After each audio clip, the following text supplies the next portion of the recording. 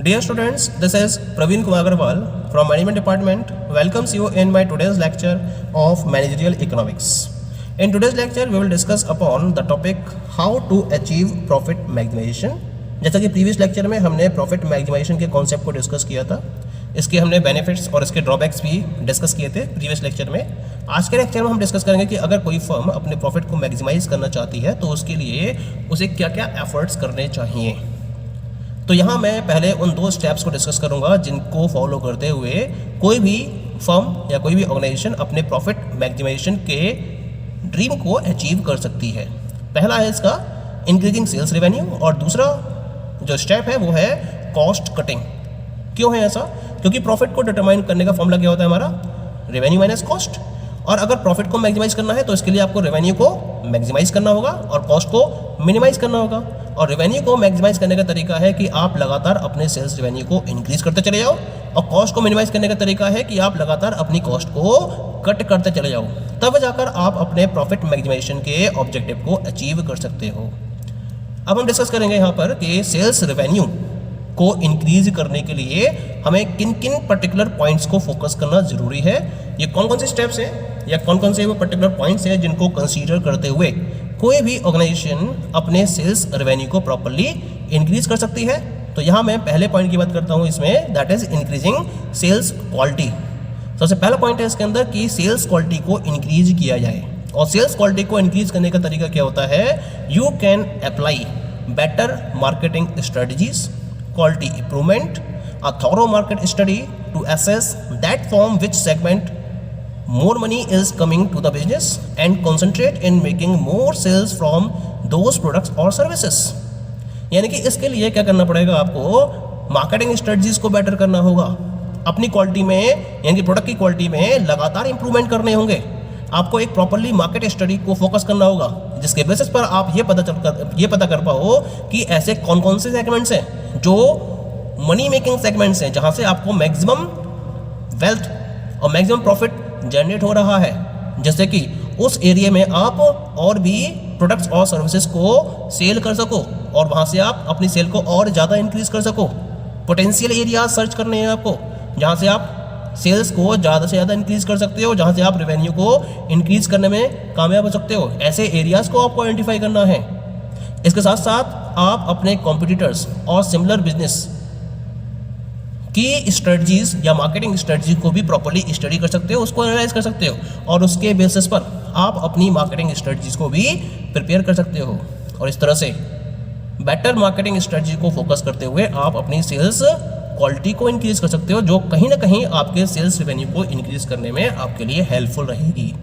ठीक है। Second point रहता है इसके अंदर insisting existing customers to buy more products. इसके लिए आप डिफरेंट टाइप के प्रमोशनल टूल्स की हेल्प ले सकते हो, जैसे सेल्स प्रमोशन है, पर्सनल सेलिंग है, पब्लिसिटी है, एडवर्टाइजिंग है। इन पर्टिकुलर प्रमोशनल टूल्स को आपको इस तरीके से या इस रेशियो में यूटिलाइज करना होता है जिससे कि आप अपने एग्जिस्टिंग कस्टमर्स को इस तरीके से एनकरेज कर सको, उन्हें मोटिवेट कर सको कि वो कंपनी के ज़्यादा से ज़्यादा प्रोडक्ट को परचेज करें। इसके लिए उन्हें आप मोटिवेट कर सकते हो, इसके लिए उन्हें आप एनकरेज कर सकते हो। और इसके साथ साथ जो पोटेंशियल कस्टमर्स हैं उनको भी एक प्रॉपर परसुएशन दे सकते हो कि उन्हें कंपनी के प्रोडक्ट को ज़्यादा से ज़्यादा क्वांटिटी में परचेज करना चाहिए। तो इसका रिजल्ट क्या होगा, आपका जो सेल्स रेवेन्यू है वो लगातार इंक्रीज होता चला जाएगा। The next one is the offering a wide variety of products.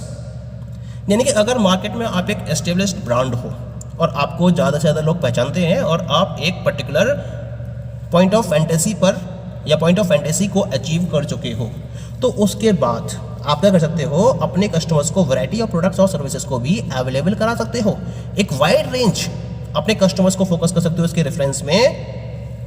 इससे क्या होगा, इससे और कस्टमर्स आपके प्रोडक्ट के साथ में जुड़ेंगे, आपके प्रोडक्ट की सेल और बढ़ जाएगी। और जब wide variety of products consumers की तरफ से परचेज किए जाएंगे तो कहीं ना कहीं आपका कंज्यूमर बेस भी और इंक्रीज होगा और इसकी वजह से आपके सेल्स रेवेन्यू लगातार इंक्रीज होते चले जाएंगे। ठीक है।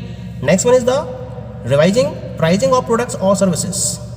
Again the same point is there कि अगर आप एक पॉइंट ऑफ फैंटेसी को अचीव कर चुके हो मार्केट में, या आप एक स्ट्रॉन्ग ब्रांड इमेज के साथ में मार्केट में प्रेजेंट हो, तो आप क्या कर सकते हो, अपने सेल्स रेवेन्यू को इंक्रीज करने के लिए अपने प्रोडक्ट या सर्विस के कस्टमर से हायर प्राइजेस को चार्ज कर सकते हो। लेकिन इसके लिए आपको अपने कस्टमर को हायर क्वालिटी प्रोडक्ट्स अवेलेबल कराने होंगे। अगर हायर क्वालिटी प्रोडक्ट्स अवेलेबल करा रहे हो और कंज्यूमर से अगर आप ज़्यादा प्राइस चार्ज भी कर लेते हो, तो हो सकता है कि टेम्पररी बेसिस पर आपके कुछ क्लाइंट्स आपसे छूट जाएं या आपके प्रोडक्ट को यूज़ करना पसंद ना करें। लेकिन अल्टीमेटली जो रिसर्च सजेस्ट करती है, रिसर्चर्स सजेस्ट करते हैं, people prefer a quality product और service even by paying a little high, यानी कि अगर उन्हें प्रोडक्ट के प्राइस ज़्यादा भी पे करने पड़ रहे हैं, लेकिन अगर क्वालिटी प्रोडक्ट है तो वो उसको परचेज करने के लिए हमेशा रेडी रहते हैं। तो फ्यूचर में इसका एडवांटेज आपको मिलेगा और आपका जो कस्टमर बेस है वो लगातार इंक्रीज होता चला जाएगा और इसके बेसिस पर आप अपने इंक्रीज्ड सेल्स रेवेन्यू को अचीव कर पाने में सक्सेसफुल हो पाओगे। ठीक है। Next point is the motivating employees. ये एक बहुत बेटर तरीका होता है कंपनी के पॉइंट ऑफ व्यू से, अगर वो अपना सेल्स रेवेन्यू को इंक्रीज करना चाहती है, क्योंकि सेल्स रेवेन्यू को इंक्रीज करना केवल और केवल एक ही पर्टिकुलर डिपार्टमेंट के बस की बात नहीं होती है। जब तक कंपनी का हर person from bottom to top company की परफॉर्मेंस में अपना कंट्रीब्यूशन नहीं देता, तब तक कंपनी प्रॉपरली अपने सेल्स रेवेन्यू को मैक्सिमाइज करने के ड्रीम को अचीव नहीं कर सकती। तो इसी वजह से कंपनी क्या करती हैं, वो लगातार अपने सेल्स रेवेन्यू को इंक्रीज करने के पॉइंट ऑफ व्यू से अपने एम्प्लॉयज़ को मोटिवेट करती रहती हैं, उन्हें डिफरेंट टाइप की फैसिलिटीज़ प्रोवाइड करती रहती हैं, क्योंकि अगर उनके एम्प्लॉयज़ सेटिस्फाइड होंगे कंपनी से तो उनकी परफॉर्मेंस भी बेटर होगी और वो प्रॉपरली कंट्रीब्यूट करेंगे कंपनी के ऑब्जेक्टिव्स को अचीव करा पाने में, और इसके हेल्प से जो कंपनी होगी वो बेटर क्वालिटी के प्रोडक्ट्स एंड सर्विसेज को प्रोड्यूस कर पाने में कामयाब होगी, जिसके हेल्प से कंपनी बेटर प्रॉफिट्स को अर्न कर पाएगी। इसके लिए डिफरेंट टाइप की परफॉर्मेंस अप्रेजल टेक्निक का यूज़ किया जाता है कंपनी की तरफ से। जैसे company employ of the month को अनाउंस करती है, डिफरेंट टाइप के प्रमोशंस प्रोवाइड करती है अपने एम्प्लॉयज़ के लिए, उनका इंक्रीमेंट देती रहती है टाइम टू टाइम, या फिर उन्हें एक पिकनिक पर ले जाती है, लंच ऑर्गेनाइज करती है टाइम टू टाइम, या फिर कल्चरल प्रोग्राम्स को अरेंज करती है। और इन सारे एक्टिविटीज़ को फॉलो करते हुए वो अपने एम्प्लॉयज़ को लगातार मोटिवेट करती है। इसकी वजह से जो कंपनी के एम्प्लॉयज़ हैं उनका मोरल लगातार बूस्ट होता रहता है और वो अपनी फुल एफिशिएंसी और 100% डेडिकेशन के साथ में अपनी ड्यूटीज़ को परफॉर्म करते हैं, जिसका रिजल्ट ये होता है कि कंपनी का जो अल्टीमेट ऑब्जेक्टिव है सेल्स रेवेन्यू को इंक्रीज करना, ये अचीव करना बहुत ज़्यादा आसान हो जाता है। ठीक है। तो इस तरीके से कंपनी अपने एम्प्लॉयज़ को प्रॉपरली मोटिवेट करती रहती है इस पर्टिकुलर पर्पज को अचीव करने के लिए। The next one is the educating all customers, both existing and potential, for your products or services. आप अपने कस्टमर्स को अपने प्रोडक्ट के बारे में प्रॉपर एजुकेशन प्रोवाइड कर सकते हो, प्रॉपर इन्फॉर्मेशन अवेलेबल करा सकते हो, चाहे वो आपके एग्जिस्टिंग कस्टमर्स हैं या फिर आपके पोटेंशियल कस्टमर्स हैं।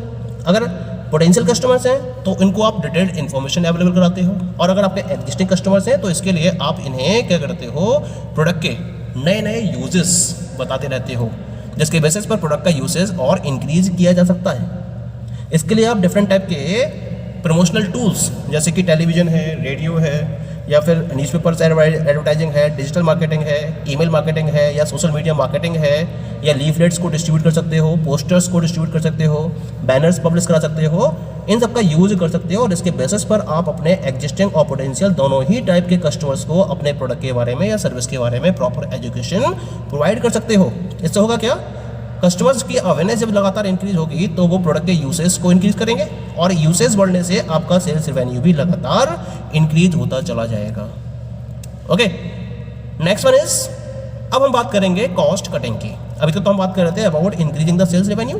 अब हम बात करेंगे कि कॉस्ट को कट करने के लिए कौन कौन से मेथड्स या कौन कौन से पॉइंट्स को कंसीडर किया जाना जरूरी है जिससे कि प्रॉफिट को मैक्सिमाइज किया जा सके।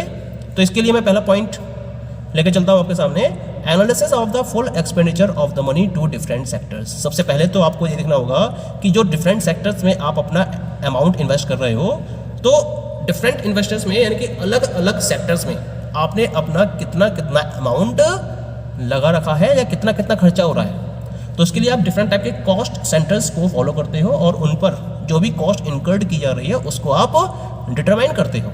फिर आप ये देखते हो कि उस पर्टिकुलर कॉस्ट सेंटर के साथ में ऐसी कौन कौन सी कॉस्ट हैं जो अननेसेसरी कॉस्ट हैं, और अगर उनको एलिमिनेट किया जाता है तो इसकी वजह से उनकी क्वालिटी ऑफ फंक्शनिंग पर कोई भी अफेक्ट नहीं पड़ता है। तो आप क्या करोगे, उन अननेसेसरी कॉस्ट को कॉस्ट सेंटर्स पे से एलिमिनेट करते चले जाओगे, और इससे आप अपने कॉस्ट कटिंग के ऑब्जेक्टिव को अचीव कर लेते हो। ठीक है। दूसरा तरीका क्या है कॉस्ट को कट करने का, आप अपने सप्लायर्स के साथ में प्रॉपर्ली नेगोशिएट करोगे। नेगोशिएशन किसके रेफरेंस में होगा, आप उनसे कहोगे कि आपको वो चीपर प्राइसेस में रॉ मटेरियल की अवेलेबिलिटी कराए, क्योंकि आप उनसे लार्जर क्वांटिटीज में रॉ मटेरियल को परचेज कर रहे हो, इसी वजह से। ठीक है। Next one is C point is the manufacturing process should be more efficient to reduce wastage. Actually जो एक्स्ट्रा कॉस्ट है वो इस बात पर डिपेंड करती है कि आपकी मैन्युफैक्चरिंग प्रोसेस में एफिशिएंसी किस लेवल की है। अगर एफिशिएंसी कम है तो वेस्टेज ज़्यादा होगी और कॉस्ट आपकी बढ़ जाएगी। लेकिन अगर आपने मैन्युफैक्चरिंग प्रोसेस को प्रॉपर्ली फोकस कर रखा है और एफिशिएंट वे में आप अपनी मैन्युफैक्चरिंग प्रोसेस को आगे बढ़ा रहे हो, तो आपकी वेस्टेज हाई लेवल तक रिड्यूस हो जाएगी और उसकी वजह से आप अपनी कॉस्ट को कट कर पाने में कामयाब हो जाती हो।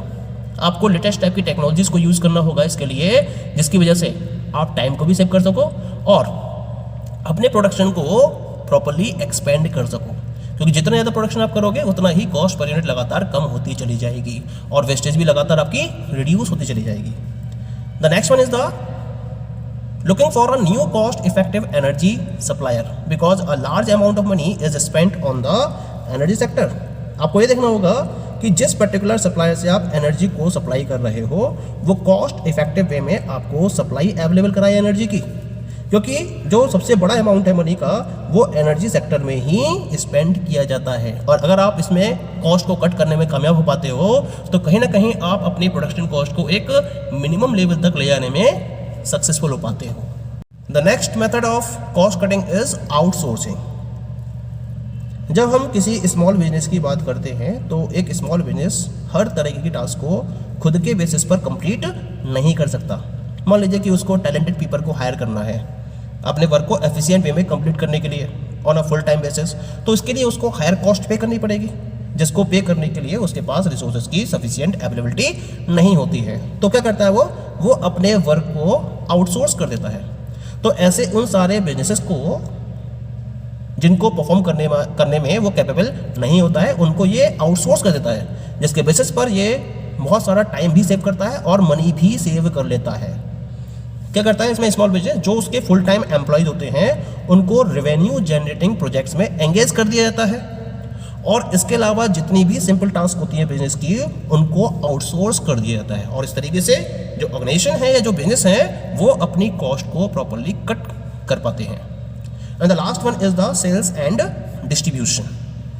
Selling and distribution cost can be analysed in a variety of ways depending upon the needs and desire of the management.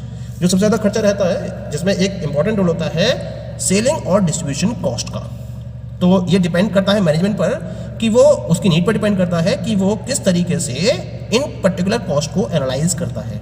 लेकिन एनालाइज करने के बाद इसमें से बहुत सारे पार्ट को आप कट भी कर सकते हो। इसके बहुत सारे एरियाज हैं सेलिंग एंड डिस्ट्रीब्यूशन के, जैसे प्रोडक्ट एरिया होता है क्या ना, प्रोडक्ट लाइंस का एरिया है, चैनल्स ऑफ डिस्ट्रीब्यूशन है, टर्म्स ऑफ सेल हैं, ऑर्डर साइजेज हैं। इनको प्रॉपर्ली एनालाइज करते हुए मैनेजमेंट ये देख सकता है कि इनमें कौन कौन सी ऐसी कॉस्ट है जिनको कट किया जा सकता है।